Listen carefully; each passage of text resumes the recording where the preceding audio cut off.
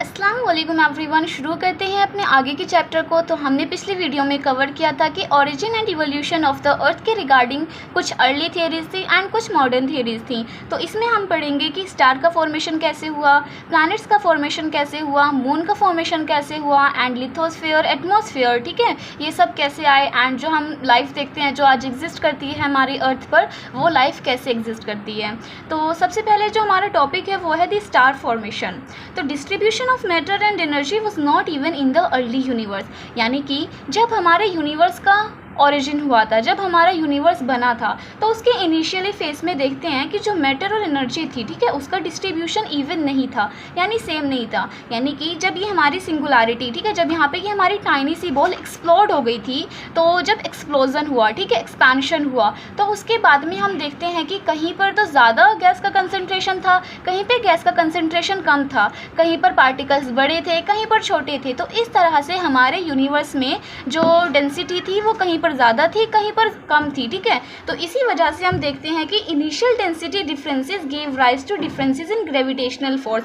अब ये initial density जो कहीं पर ज़्यादा थी, कहीं पर कम थी, उसी वजह से हमें ग्रेविटेशनल फोर्स में भी डिफरेंसेस देखने के लिए मिलते हैं। जहाँ पर डेंसिटी ज़्यादा होगी वहाँ पर हमारा ग्रेविटेशनल फोर्स ज़्यादा वर्क करेगा, जहाँ पर डेंसिटी कम होगी वहाँ पर ग्रेविटेशनल फोर्स हमारा कम होगा।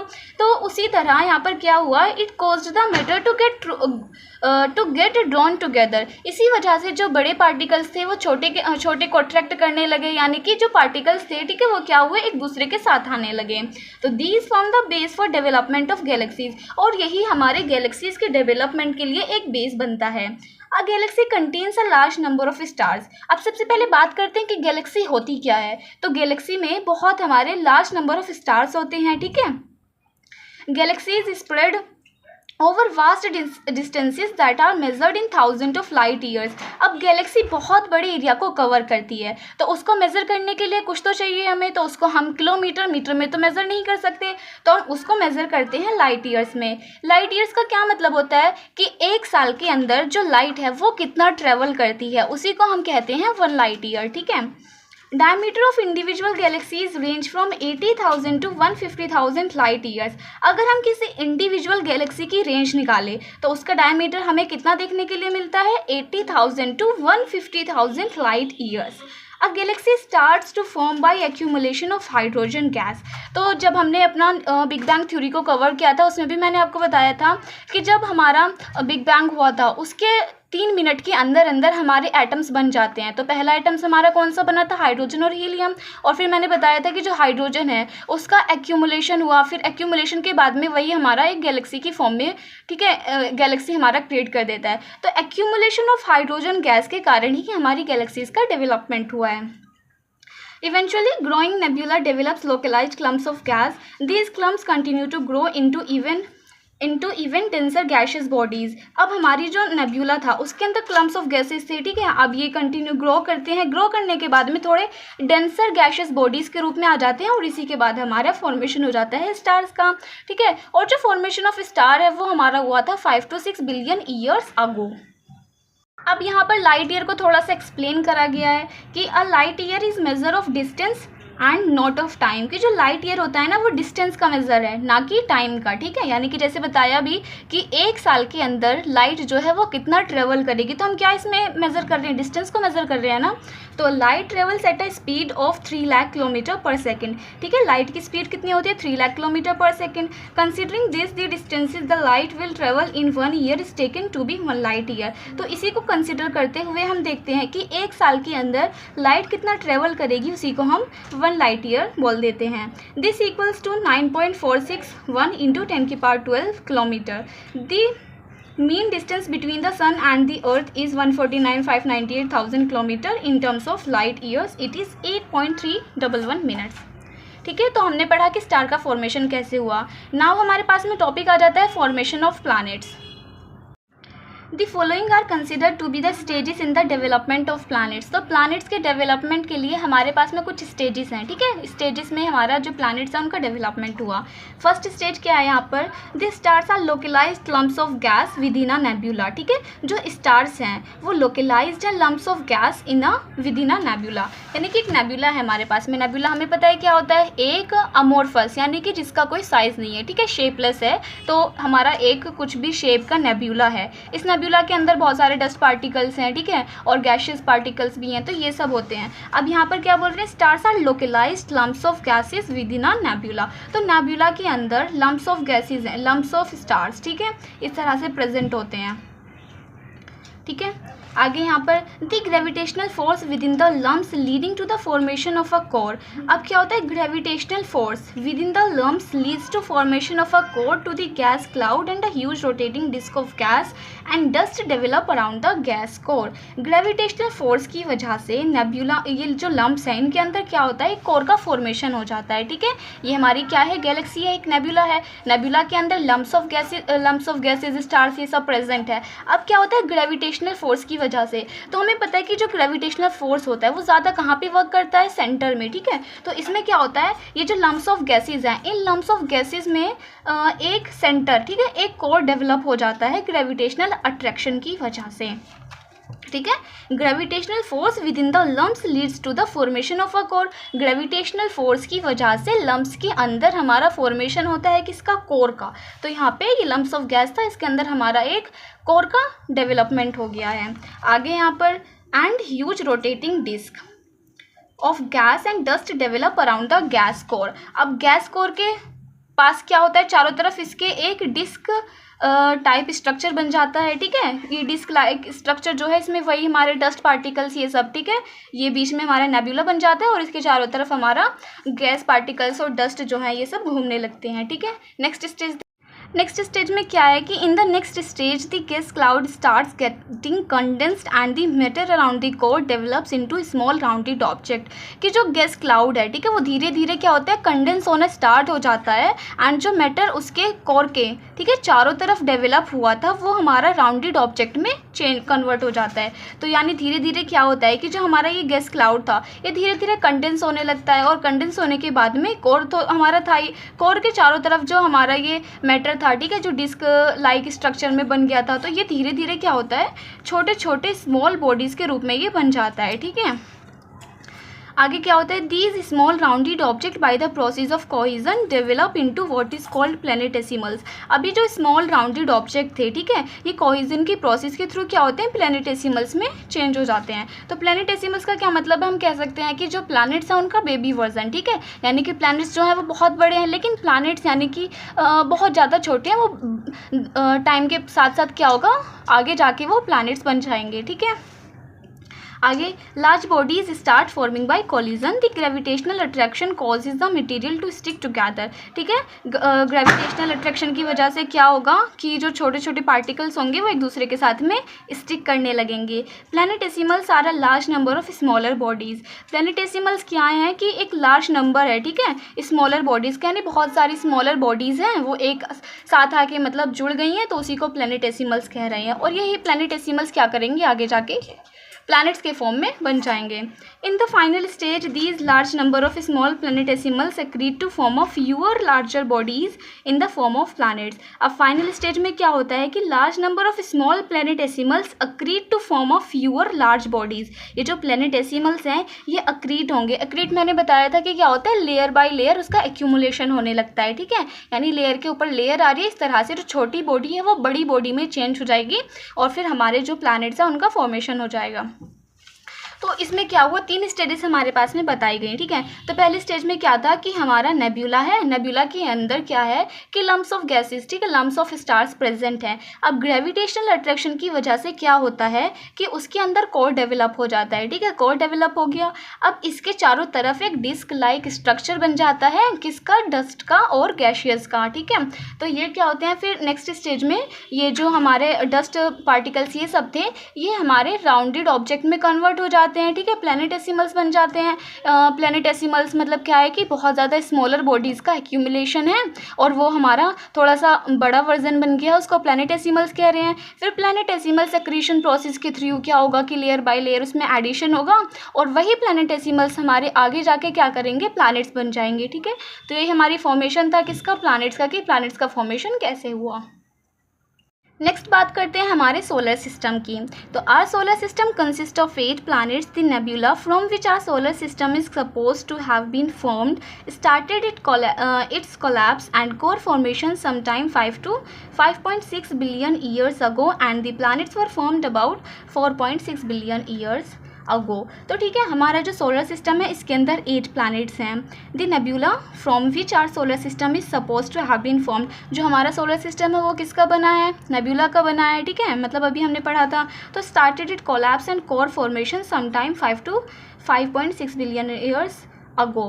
तो यहाँ पे क्या बोल रहे हैं कि जो उसका कोर था, ठीक है, started it's collapse and core formation. तो वो ये इसका क्या मतलब है कि जब हमारा नेब्यूला था, ठीक है, इसके अंदर हमारा एक कोर का डेवलपमेंट हुआ था। अब जब कोर का डेवलपमेंट हुआ था तो यहाँ पे क्या होता है, न्यूक्लियर फ्यूज़न की एक प्रोसेस होती है। न्यूक्लियर फ्यूज़न में क्या होता है कि हाइड्रोजन और हाइड्रोजन मिलके हीलियम बनाता है, ठीक है। तो इस तरह से इसकी जो एनर्जी थी ना वो ख़त्म हो गई, कोर की एनर्जी ख़त्म होने के बाद में क्या हुआ, यहाँ का फ्यूल ख़त्म हो गया, लेकिन अभी जो इसका पास वाला पार्ट था इसमें अभी भी एनर्जी थी। तो ये जब इसकी एनर्जी ख़त्म हो जाएगी तो ये क्या करेगा, हमारा कॉन्ट्रैक्ट होना शुरू हो जाएगा। तो ये कॉन्ट्रैक्ट होगा और ये भी एक्सपैंड कर रहा है। तो इस कंडीशन में क्या होगा, ये कोलैप्स हो जाएगा, ठीक है। कोलैप्स होने के बाद में ये हमारा सन का फॉर्मेशन हो जाता है कुछ इस तरह से।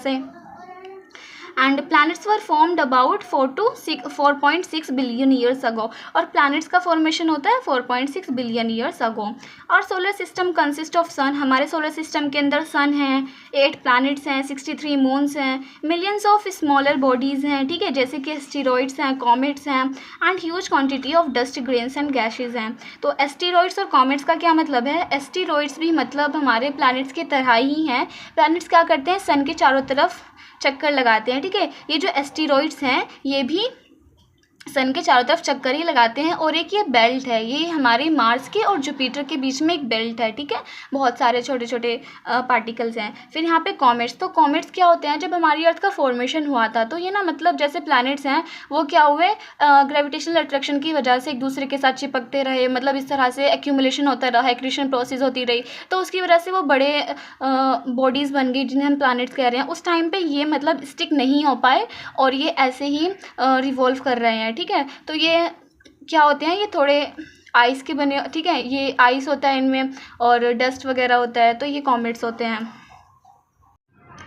Out of the 8 planets Mercury, Venus, Earth and Mars are called the inner planets. तो हमने देखा कि जो हमारा सोलर सिस्टम है उसके अंदर टोटल 8 प्लैनेट्स हैं, ठीक है। तो 8 प्लैनेट्स के अंदर जो मर्करी, वीनस, अर्थ और मार्स है, यानी मर्करी, वीनस और अर्थ और मार्स, ठीक है, ये जो चारों प्लैनेट्स हैं इन्हें हम इनर प्लैनेट्स भी कहते हैं।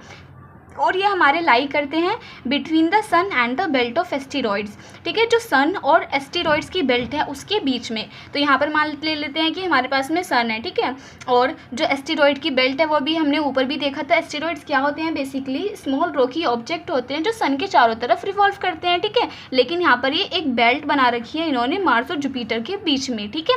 तो इस एस्टेरॉइड बेल्ट के बीच में और ये जो सन है इन दोनों के बीच में हमारे ये जो चारों इनर प्लैनेट्स हैं वो लाई करते हैं।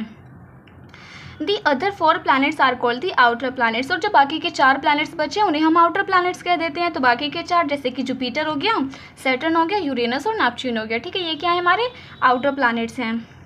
फर्स्ट 4 आर कॉल्ड टेरेस्ट्रियल, ठीक है, जो पहले के 4 प्लैनेट्स हैं यानी मरकरी, वीनस, अर्थ और मार्स, इनको हम क्या कहते हैं, टेरेस्ट्रियल प्लैनेट्स भी कहते हैं, ठीक है। Meaning earth like as they are made up of rock and metals, यानी कि अर्थ जैसे हैं, क्यों, क्योंकि ये भी रॉक से और मेटल से बने हुए हैं। And have relatively high density, और जो इनकी डेंसिटी है वो ज़्यादा है।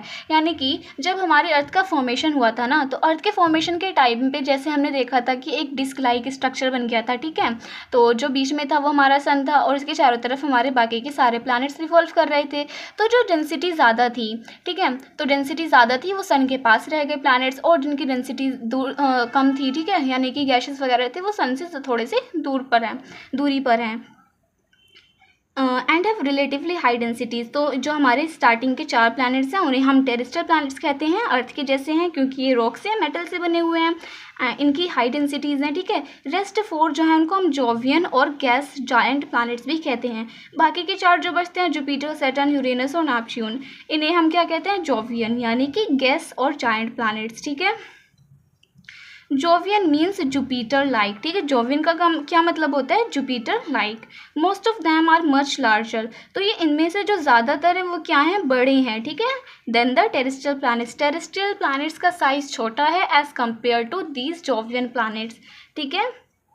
एंड हैव थिक एटमॉस्फेयर, और जो इनका जुपिटर, सैटर्न, यूरेनस और नेपच्यून, इन सब का जो एटमॉस्फेयर है ना वो भी बहुत ज़्यादा थिक है, ठीक है। और मोस्टली किस किस का बना है, वो हीलियम का और हाइड्रोजन का। जैसे कि हमें पता है कि जो हमारा एटमॉस्फेयर है यहाँ पर बहुत सारी गैसेज हैं, जैसे कि कार्बन डाइऑक्साइड है, सबसे इंपॉर्टेंट हमारे पास में ऑक्सीजन है, नाइट्रोजन है, बहुत सारी गैसेज हैं, ठीक है। लेकिन ये जो चारों प्लैनेट्स हैं, आउटर प्लैनेट्स, इनका जो थिक एटमॉस्फेयर है वो बेसिकली किसका बना हुआ है, हीलियम का और हाइड्रोजन का, ठीक है।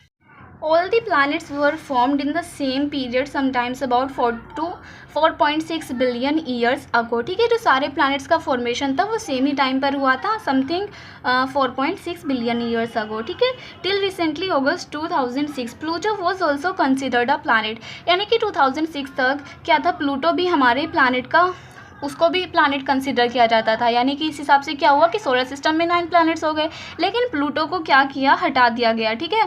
प्लैनेट्स उसको नहीं कंसिडर किया जाता अब, क्योंकि क्या होता है कि एक प्लैनेट को प्लैनेट कहने के लिए उसकी कुछ क्वालिफिकेशन होनी चाहिए, ठीक है। कुछ क्राइटेरिया होते हैं जो उसको फुलफिल करना होता है, जैसे कि उसका मतलब एक प्रॉपर ऑर्बिट होना चाहिए, ठीक है। और उसका ग्रेविटेशनल अट्रैक्शन इतना होना चाहिए कि वो अपने आसपास के एरिया को साफ कर सके, यानी कि जो छोटे मोटे पार्टिकल्स उनको क्या करे, वो अट्रैक्ट कर ले, ठीक है।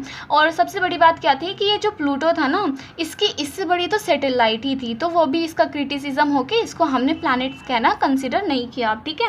इसको क्या किया गया, however in an meeting of the international astronomical union, यहाँ पर, ठीक है, मीटिंग थी, तो ये डिसीजन लिया गया कि Pluto like other celestial objects, ठीक है, डिस्कवर्ड इन रिसेंट पास्ट में बी कॉल्ड ड्वार्फ प्लैनेट, और फिर इसी को ड्वार्फ प्लैनेट जो है वो कंसिडर कर दिया गया। अब यहाँ पर क्वेश्चन है कि why are the inner planets rocky while other are mostly in gaseous form, ठीक है। तो इसका आंसर यहाँ पे लिखा हुआ है कि difference between terrestrial and Jovian planets can be attributed to the following conditions. The terrestrial planets were formed in the close vicinity of the parent star। जो terrestrial planets हैं, terrestrial planets यानी कि जो हमारे स्टार्टिंग के 4 planets हैं, नाम क्या है उनका, मरकरी, वीनस, अर्थ और मार्स, ठीक है। ये क्या है, जो हमारा पेरेंट स्टार है, पेरेंट स्टार यानी कि सन, ठीक है। तो ये उसकी क्लोज विसिनिटी में बने हुए हैं, where it was too warm for gases to condense, जहाँ पर ये मतलब उनके लिए बहुत ज़्यादा it was too warm for gases के लिए बहुत ज़्यादा डिफ़िकल्ट है to condense to solid particles, ठीक है, सॉलिड पार्टिकल्स में कंडेंस होना। Jovian planets were formed at quite a distant location, और जो जोवियन प्लैनेट्स हैं ऑन दी अदर हैंड ये बहुत ज़्यादा दूरी पर हैं सन से, ठीक है, पेरेंट स्टार से। Solar wind was most intense nearer the sun, तो जो सोलर विंड है तो ये अपने आसपास के एरिया में ज़्यादा इंटेंस होगी, ठीक है। तो ये क्या करेगी, it blew of loads of gas and dust from the terrestrial planets, तो टेरेस्ट्रियल प्लैनेट से जो बहुत सारी गैसेज हैं और डस्ट हैं उसको क्या है, उड़ा के ले जाएगी, ठीक है, क्या, सोलर विंड। क्यों, क्योंकि जो इसके आसपास का एरिया है वो वहाँ पर ज़्यादा स्ट्रॉन्ग होगी, तो अपने आसपास के एरिया से जितने भी डस्ट पार्टिकल्स और गैसेज वगैरह हैं उनको उड़ा के ले जाएगी, ठीक है। तो the solar winds were not all that intense to cause similar removal of gases from the Jovian planets, और जो जोवियन प्लैनेट्स है वो ज़्यादा दूरी पर है, तो वहाँ पे ये जो विंड्स हैं यहाँ पे स्ट्रॉन्ग थी ना टेरेस्ट्रियल प्लैनेट्स के पास में, जोवियन प्लैनेट्स के पास में वो वीक हो जाएगी, उसकी इंटेंसिटी कम हो जाएगी, तो वहाँ पे वो इस तरह का रिमूवल नहीं कर पाएगी, तो वहाँ पर अभी भी हमें हाइड्रोजन और हीलियम का कंसनट्रेशन जो है वो ज़्यादा देखने के लिए मिलता है, ठीक है, उसका ये रीज़न हो गया। और जो हमारे इनर प्लैनेट्स हैं यहाँ के जो डस्ट पार्टिकल्स और ये जो गैसेज थी सोलर विंड्स ने उड़ा दिया। आगे, terrestrial planets are smaller and their lower gravity could not hold the escaping gases. और जो टेरेस्ट्रियल प्लैनेट्स हैं उनका साइज़ भी छोटा है, ठीक है, तो उसकी वजह से इनका ग्रेविटेशनल फोर्स कम है। किसके कंपैरिजन में? जोवियन प्लैनेट्स के कंपैरिजन में। तो इनकी इतनी होल्डिंग कैपेसिटी नहीं है कि ये अपनी जो गैसेस थी, ठीक है, उनको होल्ड कर सके, ठीक है, स्केपिंग गैसेस को। और जबकि हम दूसरी तरफ देखें, जो हमारे जोवियन प्लैनेट्स हैं इनकी होल्डिंग कैपेसिटी ज़्यादा है, तो इन्होंने अभी भी अपनी गैसेस को होल्ड करके रखा हुआ है, ठीक है। तो ये रीज़न हो जाता है कि जो हमारे इनर प्लैनेट्स हैं, ठीक है, वो रॉकी हैं। क्यों? क्योंकि यहाँ पे जो गैसेस वगैरह थी वो सोलर विंड ने उड़ा के ले गई वो, ठीक है, क्योंकि वो बहुत ज़्यादा क्लोज विसिनिटी में है। तो यहाँ पे वही उनका मतलब फिर कंडेंसेशन होने की वजह से फिर वो रॉक्स वगैरह में चेंज हो गए, ठीक है। और ये जो दूसरे प्लैनेट्स हैं, जोवियन प्लैनेट्स हैं, ये गैशियस फॉर्म में है। पहला रीज़न वही कि ये क्लोज विसिनिटी में नहीं है। दूसरा कि सोलर विंड जो हैं उनके पास जाते जाते थोड़ी सी वीक हो जाएगी, जिसकी वजह से वो सोलर विंड वहाँ की विंड को उड़ा, मतलब जो गैसेस थी उनको उड़ा नहीं सकती, ठीक है। और दूसरा ये है कि इनका साइज़ बड़ा है। जो जोवियन प्लैनेट्स हैं इनका साइज़ बड़ा है, इनका ग्रेविटेशनल फोर्स भी ज़्यादा है, तो ये अपनी गैसेस को ऐसे ही होल्ड करके रखेगी। ऑन दी अदर हैंड जो हमारे टेरेस्ट्रियल प्लैनेट्स हैं इनके पास में इतनी होल्डिंग कैपेसिटी नहीं थी कि ये अपनी गैसेस को ऐसे होल्ड करके रख सके, ठीक है। द मून, तो the moon is the only natural satellite of the earth, ठीक है। जो मून है वो नेचुरल सैटेलाइट है अर्थ के लिए। Like the origin of the earth, origin of the earth, ठीक है, जैसे जैसे हमारे अर्थ का ओरिजिन हुआ, there have been attempt to explain how the moon was form. तो हम देखते हैं कि जैसे हमने अर्थ के ओरिजिन के बारे में पता किया, तो हम मून के बारे में भी थोड़ा एक्सप्लेनेशन लें। तो 1838 में सर जॉर्ज डार्विन सजेस्ट करते हैं इनिशियली सबसे पहले कि earth and moon formed a single rapidly rotating body, कि जो अर्थ है और मून है, ठीक है, वो ना एक ही सिंगल बॉडी थे जो एक साथ रोटेट करते थे, यानी कि अर्थ और मून, ठीक है, साथ में, और ये साथ में ऐसे से रोटेट कर रहे हैं, ठीक है। The whole mass became a dumbbell shaped body and eventually it broke, ठीक है, एक डम्बेल शेप्ड बॉडी की तरह था एंड वो इवेंचुअली क्या होता है, ब्रोक हो जाता है। फिर it was also suggested that the material forming the moon was separated from what we have at present the depression occupied the Pacific Ocean, यानी कि जो हमें आज का पैसिफिक ओशन देखने के लिए मिलता है, तो उसका जो डिप्रेशन था वहीं से मून जो है वो डिटैच हुआ था, कुछ इस तरह से, मतलब ये कहा गया है यहाँ पर। However the present scientist do not accept either of the explanation, लेकिन जो आज के प्रेजेंट साइंटिस्ट हैं वो इस एक्सप्लेनेशन को एक्सेप्ट नहीं करते। It is now generally believe that the formation of moon as a satellite of the earth is an outcome of giant impact, ठीक है, ये बिलीव किया जाता है कि जो मून का फॉर्मेशन है वो एक जायंट इम्पैक्ट की वजह से हुआ था, और what is describe the big splat, जिसको हम किसके नाम से जानते हैं, बिग स्प्लैट, ठीक है। इसमें क्या कहा गया, इसको आगे देखते हैं।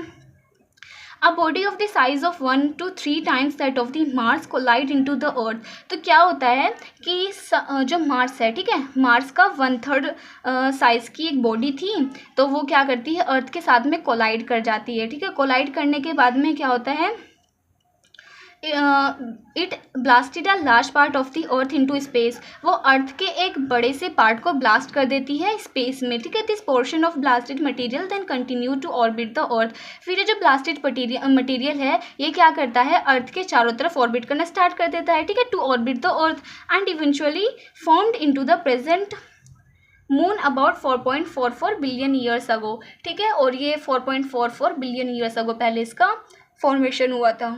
तो बेसिकली यहाँ पर क्या कहा गया है कि जो मून का फॉर्मेशन है वो कैसे हुआ, तो सर जॉर्ज डार्विन जो हैं वो कहते हैं कि जो मून है, ठीक है, और जो हमारी अर्थ है वो सिंगल रोटेटिंग बॉडी थे, साथ में ही रोटेट किया करते थे, लेकिन एक टाइम क्या हुआ कि वो ब्रोक हो गए, और माना जाता है कि जो हमारा पैसिफिक ओशन का डिप्रेशन है वहीं से मून जो है वो, ठीक है, डिटैच हुआ था। ये वाली थ्योरी थी फिर, लेकिन आजकल के जो साइंटिस्ट हैं वो इसको नहीं मानते हैं, उन्होंने न्यू थ्योरी दी, उसमें कहते हैं ये कि एक बिग स्प्लैट हुआ था, ठीक है, जायंट इम्पैक्ट। तो उसमें क्या हुआ कि 1/3 ऑफ मार्स की एक बॉडी थी, ठीक है, वो क्या होती है, अर्थ से टकराती है, अर्थ से टकराने के बाद में एक ब्लास्ट होता है, ब्लास्ट में अर्थ का थोड़ा सा जो पोर्शन है वो टूट जाता है, टूटने के बाद में वो अर्थ का ऑर्बिट करने लगता है, उसी को मून का नाम दे दिया गया, ठीक है।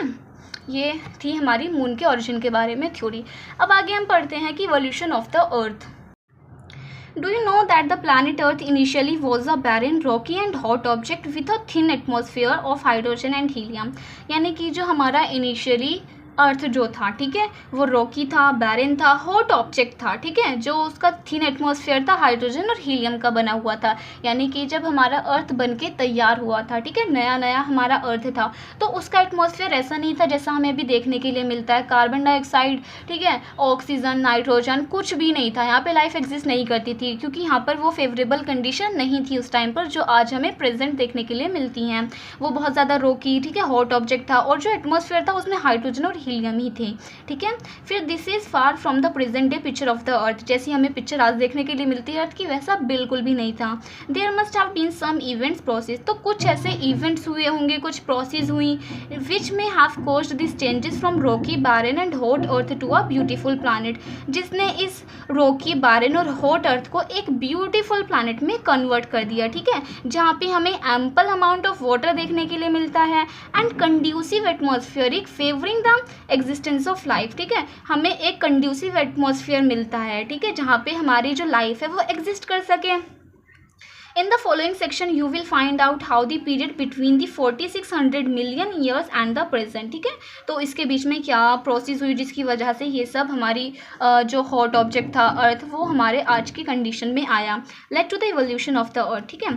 तो the earth has a layered structure, जो हमारी अर्थ है उसका एक लेयर्ड स्ट्रक्चर है, ठीक है, लेयर्स बाय लेयर्स, इस तरह से हमारी अर्थ का स्ट्रक्चर है। From the outer most end of the atmosphere, यानी कि जो एटमॉस्फेयर है उसका आउटर मोस्ट पार्ट से लेकर to the centre of the earth, earth के सेंटर तक, ठीक है। The material that exist is not uniform, जो मटेरियल एग्जिस्ट करता है अर्थ पर वो यूनिफॉर्म नहीं है, ठीक है। Atmospheric matter has been least density, जो एटमॉस्फेयर का मैटर है उसकी डेंसिटी कैसी है, कम है, यानी ठीक है। From the surface to deeper depth, the Earth's interior has different zones and each of these contains material with different characteristics। यहाँ पे यानी कि बेसिकली यहाँ पर क्या कहा गया कि जो हमारी अर्थ है ना वो लेयर्ड स्ट्रक्चर में है, ठीक है। तो अर्थ ने जब हमारी अर्थ का फॉर्मेशन हुआ तो जो ज़्यादा डेंसर मटेरियल था तो वो क्या हुआ, कोर की तरफ में आना शुरू हो गया, और जो जिसकी डेंसिटी लीस्ट थी, ठीक है, लीस्ट डेंसिटी वाला मटेरियल जो है वो ऊपर की तरफ शिफ्ट होने लगा। तो इस तरह से हमारी अर्थ का एक लेयर्ड स्ट्रक्चर बन के तैयार हो जाता है, ठीक है। How was the layered structure of the earth develop, तो ये जो लेयर स्ट्रक्चर है ये कैसे डेवलप हुआ, तो evolution of the lithosphere, lithosphere का इवोल्यूशन कैसे हुआ। लिथोस्फेयर का क्या मतलब है, जहाँ पे हम रहते हैं, जहाँ पे हमारी बिल्डिंग्स वगैरह हैं, ठीक है, लिथोस्फेयर। तो the earth was mostly in a volatile stage during its primordial stage, यानी कि जो प्रीमोडियल स्टेज थी, प्री यानी कि पहले वाली, ठीक है, स्टेज थी अर्थ की, वो कैसे थी, वोलेटाइल स्टेट में थी। Due to gradual increase in density the temperature inside has increased, as a result the material inside started getting separated depending on their densities, ठीक है, यानी कि जो हमारा मटेरियल था अर्थ के अंदर, ठीक है, वो क्या करता है, अपनी अपनी डेंसिटीज़ के हिसाब से सेपरेट होना शुरू हो जाता है, ठीक है। This allowed heavier materials like iron to sink towards the centre, तो इसकी वजह से जो हैवी मटेरियल था जैसे कि आयरन वगैरह हो गया, ये क्या होता है, अर्थ के सेंटर में शिफ्ट हो जाता है। And the lighter ones to move towards the surface, और जो लाइटर मटेरियल था, जो है, ठीक है, हल्का था, वो क्या होता है, अर्थ के ऊपर ही रह जाता है, ठीक है। Lighter one two move upward the surface, surface से ऊपर की तरफ आने लगता है, और जो डेंसर होता है वो अर्थ के सेंटर में चला जाता है, ठीक है। With passage of time, it cooled further and solidified and condensed into a smaller size. This later led to the development of the outer surface in the form of a crust. फिर धीरे धीरे क्या होता है, condensation process की वजह से, ठीक है, कंडेंस होने लगता है वो, और फिर बाद में हमारे क्रस्ट का फॉर्मेशन हो जाता है। क्रस्ट यानी कि जो लिथोस्फीयर है ना उसकी लेयर्स हैं, क्रस्ट है, मेंटल है, कोर है, जिसको हम आगे जो हमारा सेकंड चैप्टर है उसमें अच्छे से डिटेल में पढ़ेंगे, ठीक है। अभी यहाँ पे सिर्फ उसका बेसिक इंट्रोडक्शन दिया गया है। During the formation of the moon due to the giant impact the earth was further heated up, ठीक है, यानी कि जब मून का फॉर्मेशन हुआ था तो वहाँ उस टाइम पे भी क्या हुआ, earth was further heated up. It is through the process of differentiation that the earth forming material got separated into different layers, ठीक है, डिफरेंट लेयर्स में चेंज हुआ हमारी अर्थ का जो मटेरियल है। Starting from the surface to this central part we have layers like the crust, mantle, outer core and inner core, यानी कि आउटर से लेकर इनर तक हमारे पास में अर्थ की बहुत ज़्यादा लेयर्स हैं, जैसे कि क्या है, क्रस्ट है, मेंटल है, आउटर कोर है, इनर कोर है। From the crust to the core the density of the material increase, ठीक है, क्रस्ट से लेकर कोर तक जो डेंसिटी है वो कम ज़्यादा होती है, यानी कि ठीक है, ये हमारी अर्थ है, यहाँ पे क्रस्ट है, यहाँ पर मेंटल है, और यहाँ पर इनर आउटर कोर, यहाँ पे इनर कोर। तो जैसे जैसे हम कोर की तरफ जाते हैं तो डेंसिटी जो है वो बढ़ती जाएगी, क्योंकि हमने अभी देखा जो डेंसर मटेरियल है वो क्या हुआ, अर्थ के सेंटर में ही, अर्थ का सेंटर है, ठीक है, अर्थ के सेंटर में शिफ्ट हो गया, और जो लाइटर वंस था वो क्या हुआ, हमारा सरफेस से ऊपर की तरफ आने लगा। ठीक है, तो जो डेंसर मटेरियल है वो सेंटर की तरफ शिफ्ट हो रहा है, जो लाइटर है वो सरफेस से ऊपर की तरफ जा रहा है। Evolution of atmosphere and hydrosphere.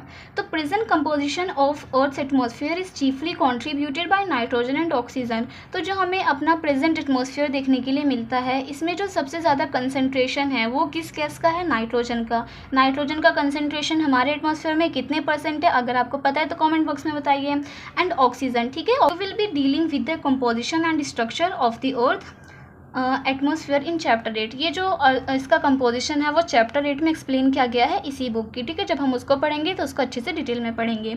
आगे, there are 3 stages in the evolution of the present atmosphere. तो जो आज का प्रेजेंट है एटमॉस्फेयर हमें देखने के लिए मिलता है, उसको बनने के लिए, ठीक है, यहाँ पे 3 स्टेजेस में उसको डिफाइन किया गया है कि किस स्टेज में किस तरह का एटमॉस्फेयर था। ठीक है, first stage is marked by loss of primordial atmosphere. तो जो पहली स्टेज थी उसमें क्या होता है, जो हमारी अर्थ का प्रीमोडियल एटमॉस्फेयर था, ठीक है, उसका लॉस कैसे हुआ, यानी कि जब हमारी अर्थ बनी थी, अभी हमने यहाँ पे देखा था ना, हाइड्रोजन और हीलियम जो थे वो डोमिनेंट थे, ठीक है, तो उसमें क्या होता है, जो प्रीमोडियल एटमॉस्फेयर था जो मेनली हाइड्रोजन और हीलियम का बना हुआ था, ठीक है, उसका लॉस होता है। सेकेंड स्टेज में hot interior of the earth contributed to the evolution of the atmosphere.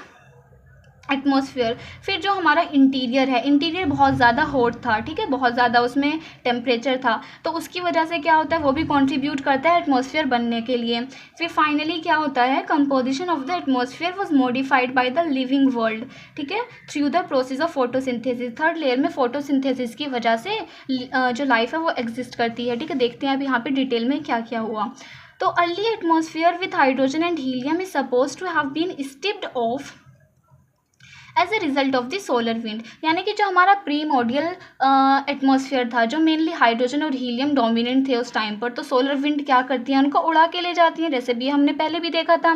ठीक है, क्योंकि वो बहुत ज़्यादा क्लोज विसिनिटी में है, तो वहाँ पे सोलर विंड स्ट्रॉन्ग होंगी, तो वो वहाँ के प्रीमोडियल एटमॉस्फेयर को, ठीक है, उड़ा के ले गई। फिर this happened not only in case of the earth but also in all the terrestrial planet. वही सेम चीज़, यानी कि ये सिर्फ अर्थ के साथ ही नहीं हुआ, बल्कि जो और बाकी के हमारे तीनों प्लैनेट्स, यानी कि टोटल 4 टेरेस्ट्रियल प्लैनेट्स हैं, तो अर्थ के साथ साथ बाकी के 3 प्लैनेट्स, यानी टोटल 4 प्लैनेट्स होते हैं हमारे टेरेस्ट्रियल प्लैनेट्स, उन सब के साथ यही हुआ कि जो सोलर विंड थी उन्होंने क्या किया, उनके प्रीमोडियल एटमॉस्फेयर को उड़ा के ले गई। ठीक है,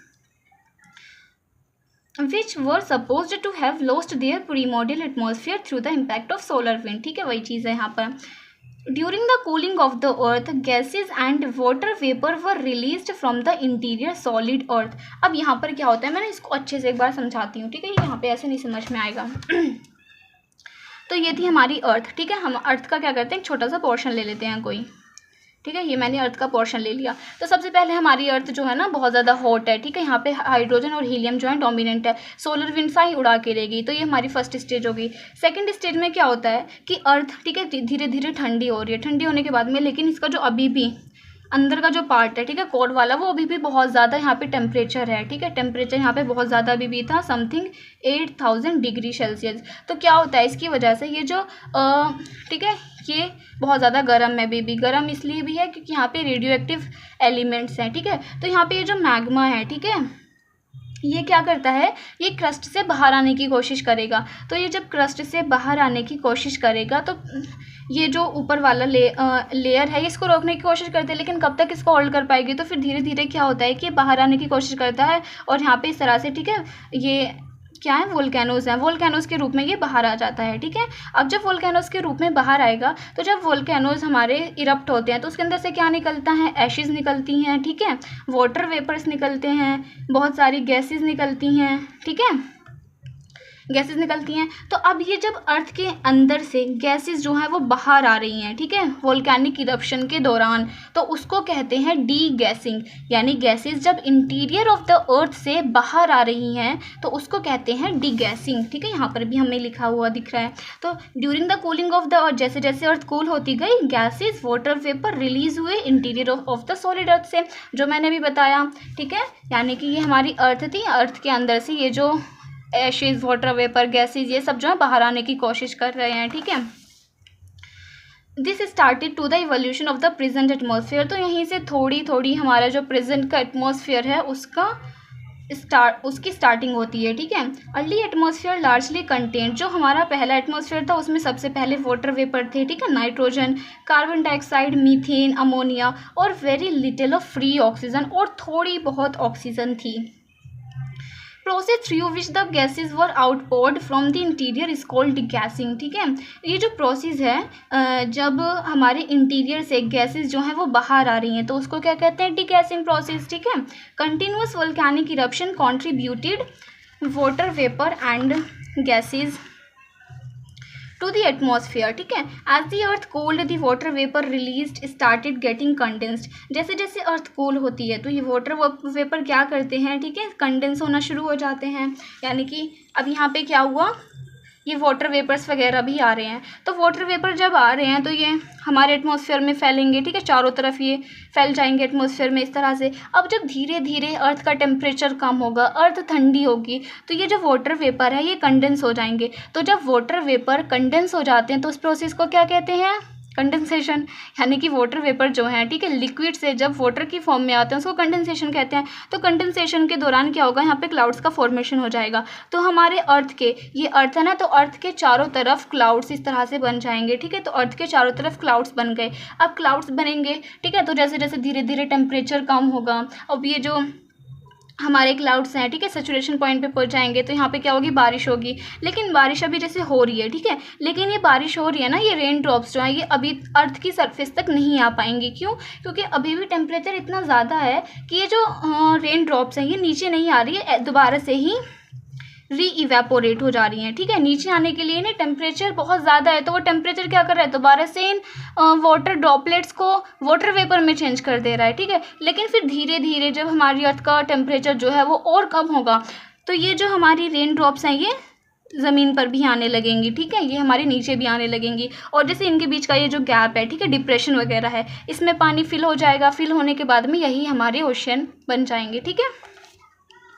तो यहाँ पर वही कि रिलीज स्टार्टिंग गेटिंग कंडेंस्ड, तो carbon dioxide in the atmosphere got dissolved in rain water. अब जो यहाँ पे देखा था ना कि एटमॉस्फेयर, ये जो वोल्केनिक इरप्शन था, यहाँ से वाटर वेपर निकले, गैसेस निकली, ठीक है, एशेज निकले, और यहाँ पे CO2 ये सब थे, ठीक है। तो ये जो CO2 हमारे सारे एटमॉस्फेयर में फैला हुआ था ये रेन ड्रॉप्स में क्या हो जाएगा, डिजोल्व हो जाएगा, रेन ड्रॉप्स में डिजोल्व हो जाएगा। तो जब रेन ड्रॉप्स हमारी नीचे आ रही हैं, ठीक है, ओशंस बना रही, तो ओशन में आ जाएगा वो कार्बन डाइऑक्साइड, ठीक है।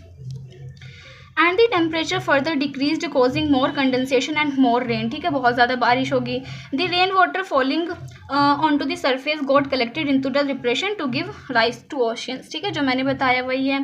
The earth's ocean were formed within 500 million years from the formation of the earth, ठीक है। जो हमारी अर्थ के ओशियंस हैं उनका फॉर्मेशन कब हुआ था, 500 मिलियन ईयर्स के अंदर ही हो गया था जब हमारी अर्थ का फॉर्मेशन हुआ था उसके, ठीक है।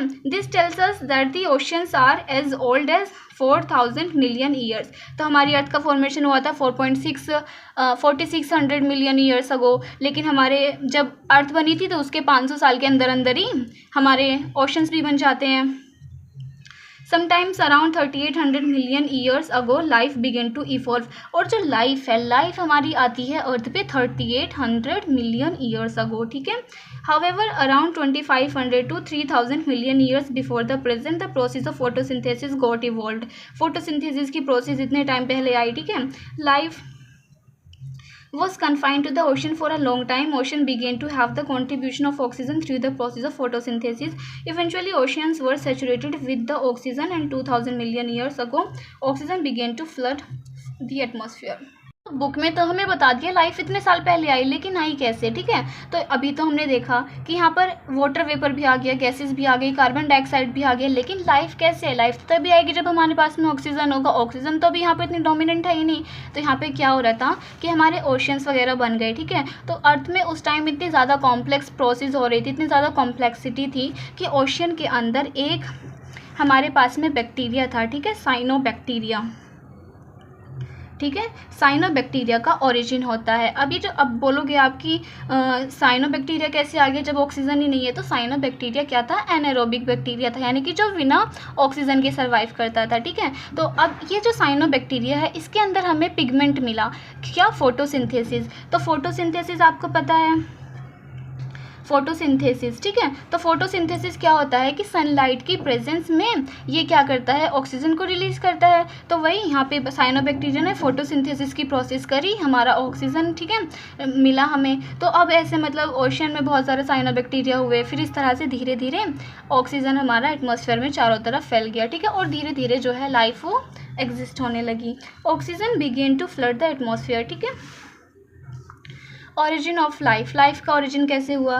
Last phase in the evolution of the earth relate to the origin and evolution of life, ठीक है। It is undoubtedly clear that initially the earth और even the atmosphere of the earth was not conducive for the development of life, यानी कि जो initially हमारी अर्थ का atmosphere का जो इसकी जो कंडीशन थी वो हमारे सर्वाइवल के लिए नहीं थी, ठीक है। Modern scientist refer to the origin of life as a kind of chemical reaction. ये जो साइंटिस्ट वगैरह हैं ये क्या करते हैं, इसको कंसिडर करते हैं कि केमिकल रिएक्शन, ठीक है, as a kind of chemical reaction which first generated complex organic molecules and assembled them. This assemblage was such that they could duplicate themselves, occurring inanimate matter into living substances में, ठीक है। कुछ नहीं है, बस वही बेसिकली जो हमने कर लिया वही है। अब यहाँ पे हमें एक जियोलॉजिकल टाइम स्केल दिया है, इसमें बताया है कि कैसे कैसे, ठीक है, किस टाइम पीरियड पे क्या हुआ था, ठीक है। जैसे डायनासोर्स कब आए थे, एज ऑफ डायनासोर्स, ठीक है, 144 to 200 million years before the present, ठीक है। एक्सटिंक्शन, डायनासोर्स का एक्सटिंक्शन कब हुआ, ठीक है। रैट्स, माइस कब आए, फिर फ्लावरिंग प्लांट एंड ट्रीज कब आए, ठीक है। फिर यहाँ पर फर्स्ट फिश कब आई, ठीक है, first fish, sorry. Origin of the sun कब हुआ, ओरिजिन ऑफ द यूनिवर्स, ठीक है, 12,000 million years before the present, आज से 1200 मिलियंस 12,000 मिलियंस पहले ईयर्स पहले, ठीक है। ओरिजिन ऑफ द सन, सन का ओरिजिन